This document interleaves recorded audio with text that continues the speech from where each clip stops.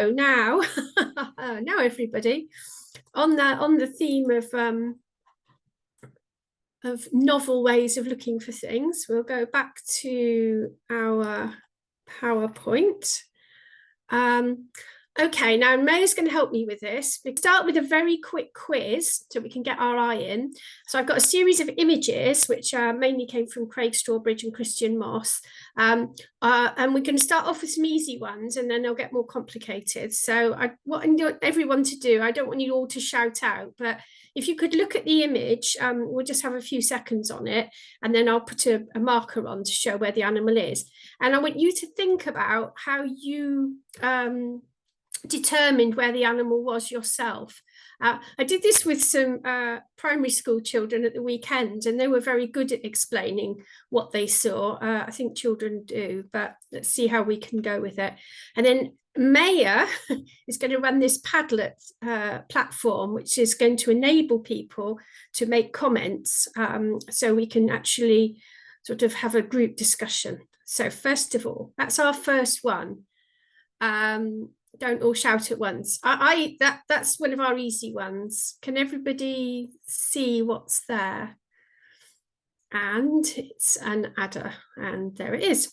So that's fairly easy. But think about how you can see it. You know, what about that animal makes it stand out from the background? So this is the next one. Oops. It's there somewhere. Yes, I can see it now. So have a look. Just have a few seconds to look and see if you can find, the clue is it's another adder, can see it there. And if you can, it's here. So, right, now we're going to get a bit more difficult. So this is very common. I walk for miles and see nothing sometimes, but then sometimes I'm out with someone who's got very good eyes and they will say, oh, it's really obvious where it is.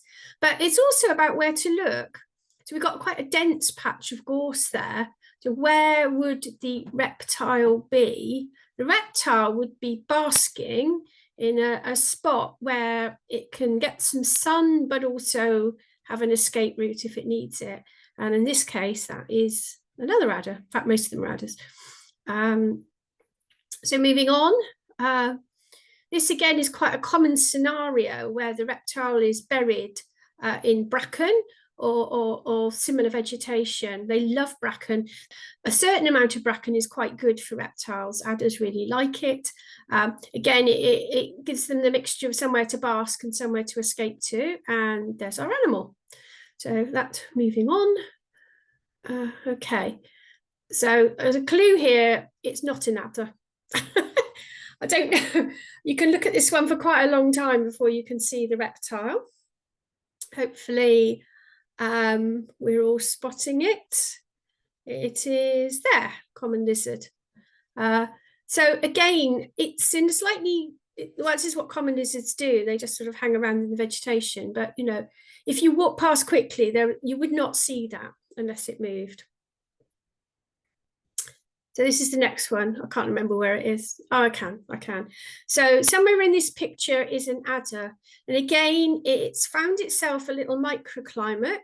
So it's on the edge of some dense vegetation, but it's managing to catch some rays without being right up in the open. That's the clue. And it is there.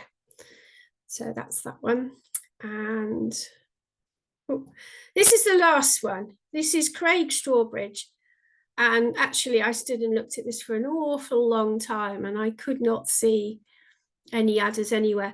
And it actually may be that they are in other places that I've still not spotted. So he's obviously got very good eyes. He's also got a very good camera, which is why he takes some amazing photos. So on this picture, the adders are there. Who knew? The only way you could know that is if, again, you read the landscape and you look for that hot sunny spot quite near somewhere to hide. And just to prove we're not wrong, there they are, and there's more than one there. And I'm also going to bring in another feature, which is that these are male pre-slough.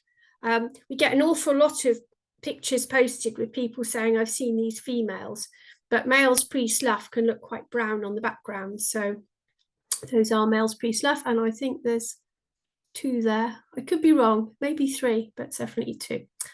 Okay, So, Maya, speak to us and explain what we're going to do with this workshop. So hopefully this works, because like Angie says, it's technology, so who knows. So this workshop is about spotting amphibians and reptiles and how you look for them. So during this workshop, we'll be looking at 4 key things: when to look for reptiles and amphibians, where to look, what you look for, and how do you identify them. So for the first 2, when to look and where to look, it will be focused on Padlet. And then I think we're going to come back onto here and we're going to discuss the last 2 points as a whole group. So like Andy says, this will be on Padlet. And to access this, you need to type in padlet.com/spottingherps into any web browser. It can be on your laptop, phone, camera, anything that you'll have a web browser on, sorry. It should take you to our account, and it should be the only tab on there, and it should be called Workshop.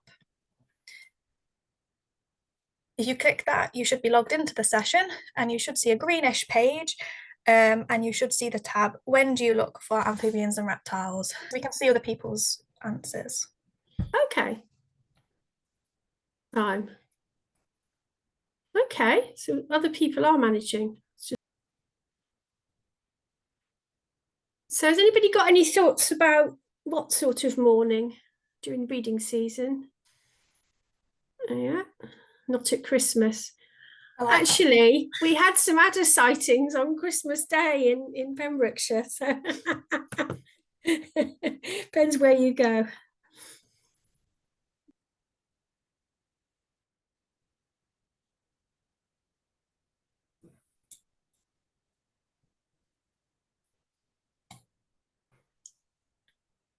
Okay, so the bad weather day is something I've heard before.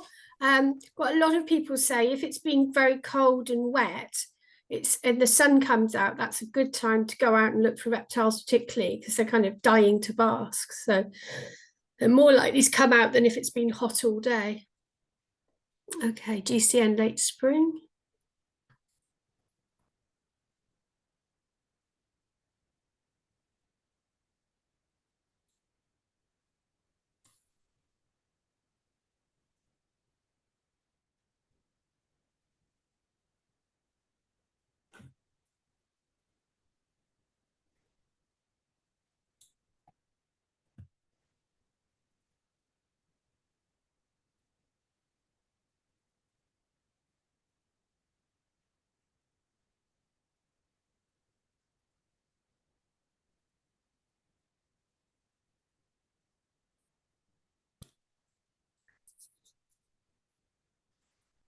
Okay, more about finding them on days following bad weather. So I think it's got to be like in the spring or summer. So it's got to be generally quite warm.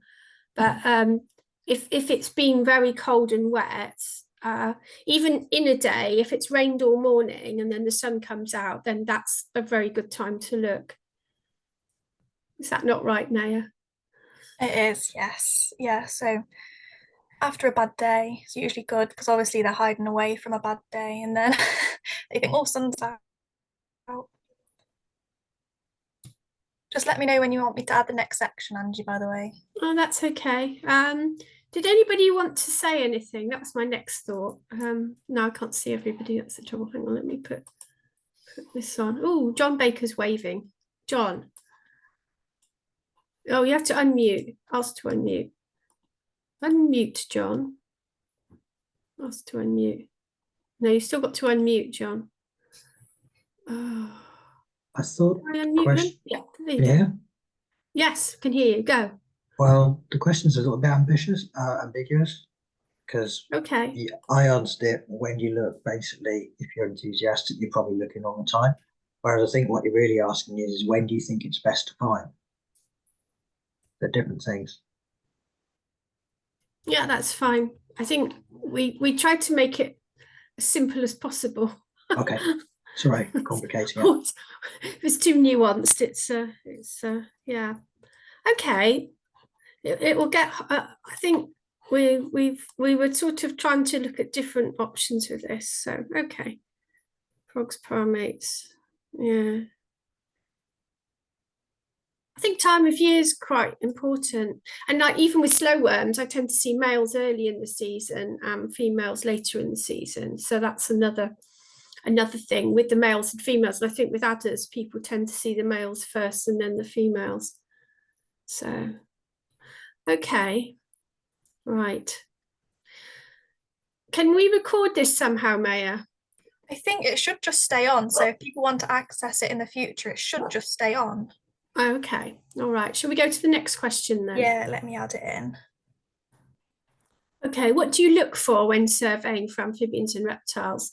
So this is like, what cues do you use when you go out in the field? Where do you look? What do you do? What do you look for? Okay.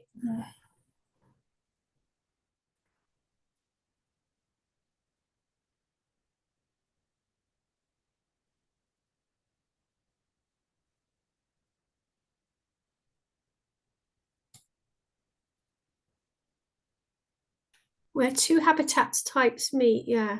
So it's about edges, isn't it?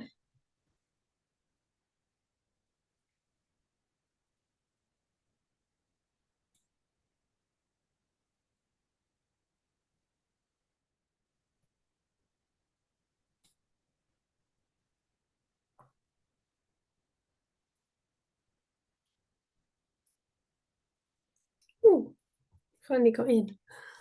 Sounds, yes, that's another interesting one. Some people more or less go by sound actually, and also different reptiles make different sounds. So I think with snakes, it's like a long drawn out rustle.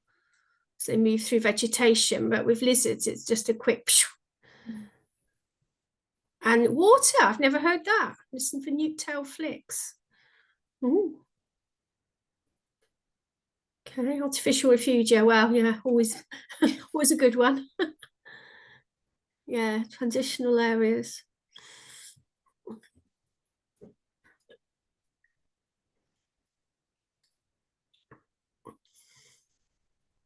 So vegetation for egg laying. Are people finding different vegetation for different newts particularly? Are people seeing differences between, say, great crested newts and the smaller newts? Yeah, netting, terrible. Yeah, flipping logs, good.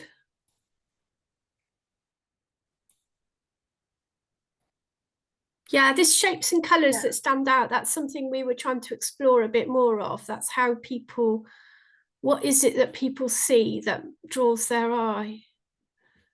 Don't know if anybody's got any views on that. What is it that makes you look in that space?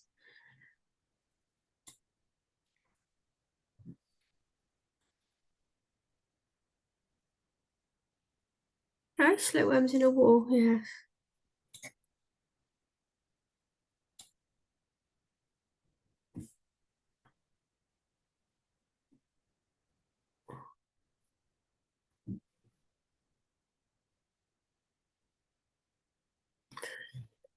So stones, log piles, long grass, ponds, yeah, plastic rubbish and roadside rubbish as well. We found a lot of reptiles on road verges under like old signs and bits that have fallen off people's cars.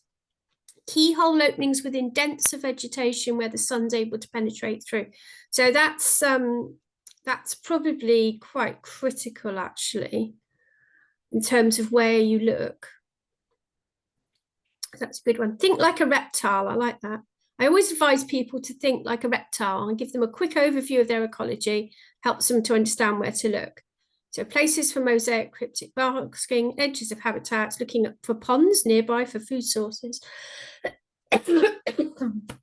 Habitat diversity, southwest facing slopes. Yes. So think like a reptile. That's a very good advice.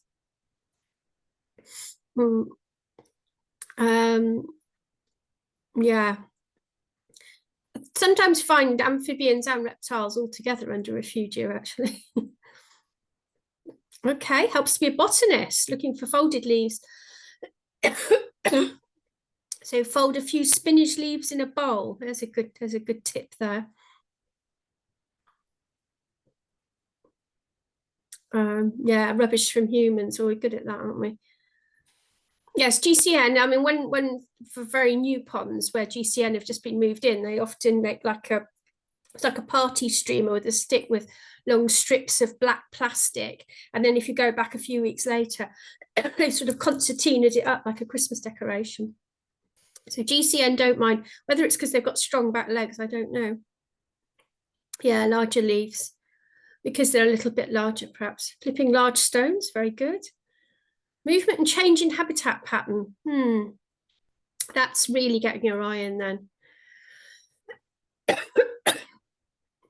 So this break in patterns, this is what the children said to me. I showed them the pictures and they said, well, it's really obvious that the vegetation's quite random, the way that the leaves are, but the adder diamonds were very much a pattern. So that's what the kids looked for. Low shelter windbreaks. Okay, so it's curves. So you're looking for a different shape, the outline of the animal. Pattern, movement, sound, rustles. Okay. Grass compost heaps, yes. Yes, it's a sheltered microclimate, isn't it? Checking wooden objects, yes, that's a good thing to say. Common lizards do love bits of timber. I think it was because it's warmer, I don't know. Compost heaps regarding slow worms and toads. Okay, right. What time are we at now? Okay, so Maya, can you do the next section? What was the next section? Yes, that should be there. Yeah, that's it. Perfect. Okay, how do I identify species you see? So this is an interesting one because at some level people muddle up common lizard and newt quite frequently. So common lizard and sand lizard. Definitely the snakes. People muddle up grass snakes and adders. Using an ID book always helpful, yes. So if you see a snake in the grass, how do you determine what it is? Is it a grass snake or an adder or a smooth snake or a non-native snake? All of these things are possible. So coloration, collar, yes, collar's a good one. Pattern, size, color. Size is another good one. I think when people ring up and say they've seen an enormous snake in their compost heap and it must be an adder, we have to question. But are adders fatter than grass snakes? That's another question. So if it's a very stocky snake, is that more likely to be an adder or a grass snake? So habitat that we're found in. So this is an interesting thing about newts, actually. So we've gone from having no palmate newts anywhere to like every picture I seem to see on the discussion forum seems to be a palmate newt. So are we finding that things are being misidentified fairly consistently, and that's allowing us to underestimate how many of them there are? So that's just a thought. Behavior, that's another interesting thing. Okay, perhaps expand on the behavior. Small newts, 3 T's, toes, tails, and throats. Assuming you've got hold of them, yes. So this dorsal stripe seems to be the thing that, well, Paul Hudson uses anyway. Practice, repetition, mental search. So mental search images is something I'm really interested in, is how do you form that search image? I think that's where I'm sort of going to with this workshop, was how is it some people can see things and some people can't? How do you form that image in your mind? Gets easier with experience, yes, of course. Okay, telltale signs. Okay, other patterns, physical features, yes.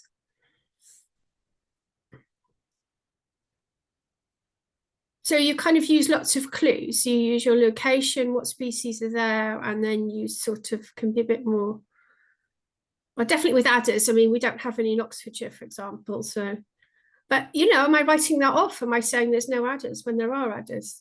Am I wrong? Okay. Texture of skin, interesting. Primates have transparent skin, so the throats look pink, yes. Creamy. So with newts, you have to kind of peer at them. Female one here.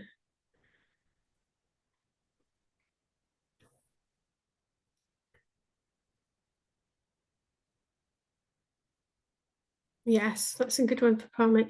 So I've confessed, I have an issue with male and female lizards. Anybody got thoughts about male and female lizards?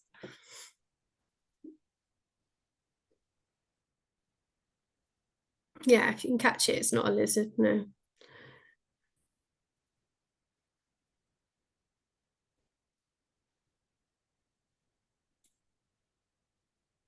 So hard to identify young parmate and smooth. So that goes back to this. I'm wondering if parmate are massively under-recorded and people are seeing them more often than they realise. Melanistic adders, that's an interesting one. I had a photo of a melanistic grass snake, but I didn't put it on. But do we assume if it's melanistic, it's an adder? Well, then you have to start to look at the shape, don't you? Slit pupil, yeah.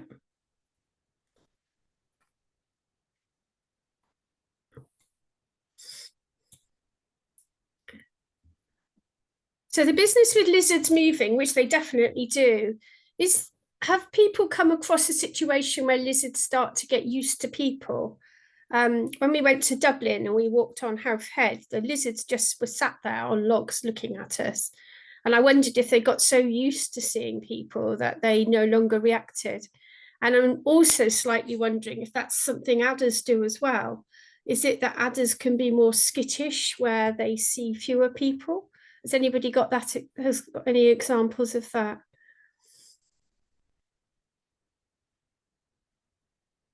Okay. Right, well, that's interesting as well. Who knows? I don't know. Smooth newt by orange belly. Baby cress, bottle trapping, yeah, that's easier. It's always easier to have it in the hand.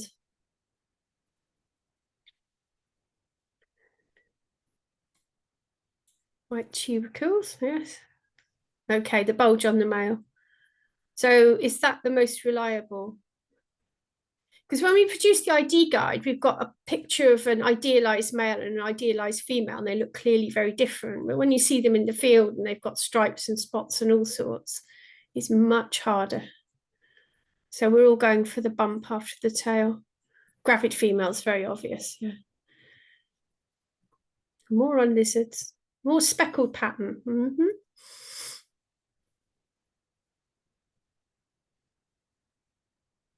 Okay, so we're back to the vertebral stripe. I know this is something Paul Hudson mentions quite often. So am I going to get this right now? Palmate newts have a stripe all the way from the back of the head down to the tail. And smooth newts, it peters out, doesn't it? Yeah, that's it, I think.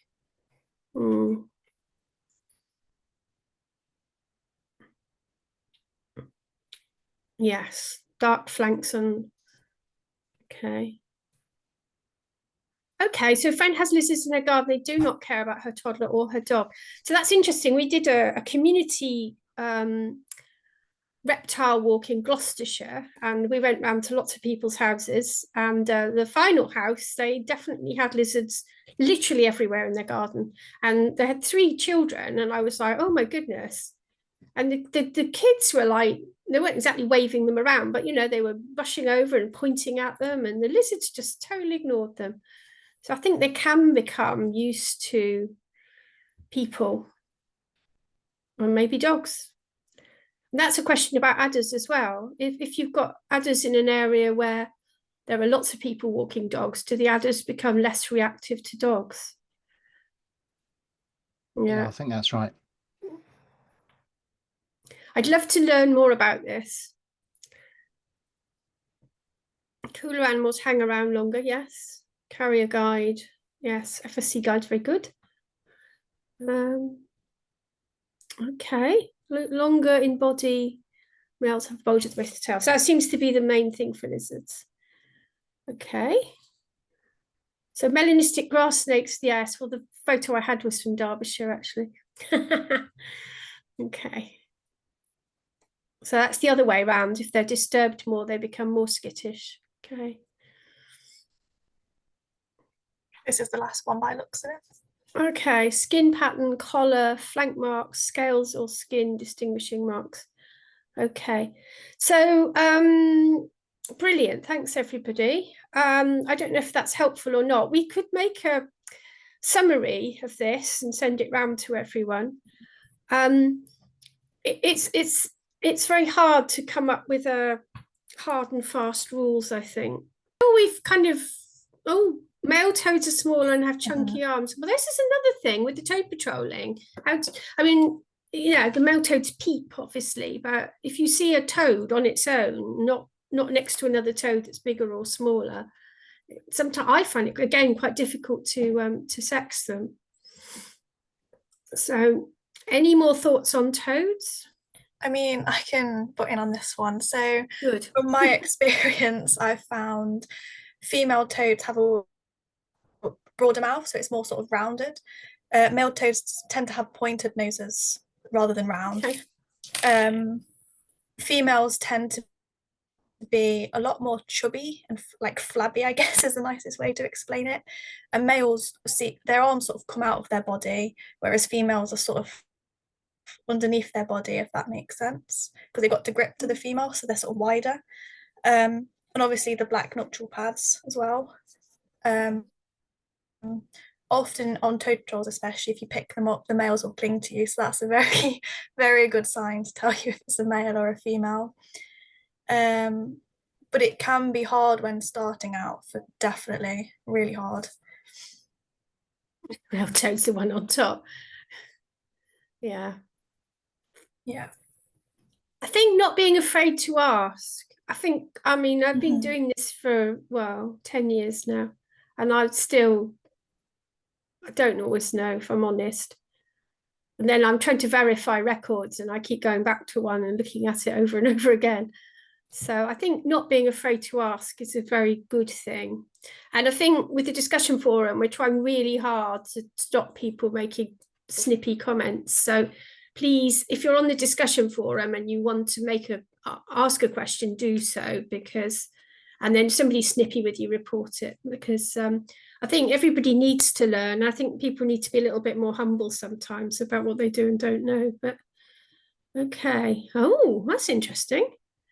Granular skin of female frogs. Yeah. Oh, I didn't know that. Where did that come from? That's anonymous. That's really interesting. Okay, well, that's very interesting anyway.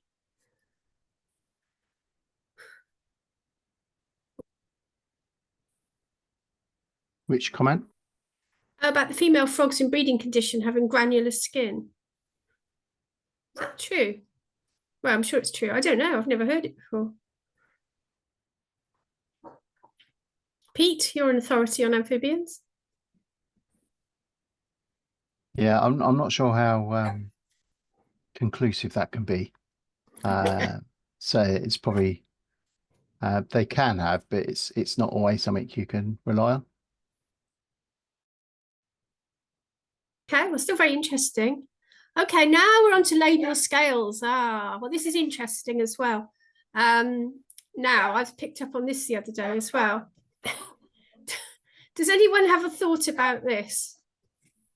Malcolm Smith talks about pearly granulations on female frogs. Oh, okay. I've got the book somewhere. Need to look at it.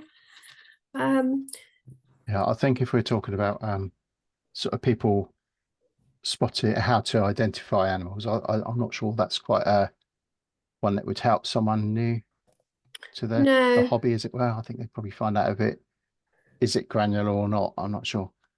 It's a little bit specific. I think this labial scales on adders, though, is something that's interesting because you can sometimes get very dark females. So if you've got a melanistic female, does she still have the white labial scales? Can somebody comment on that?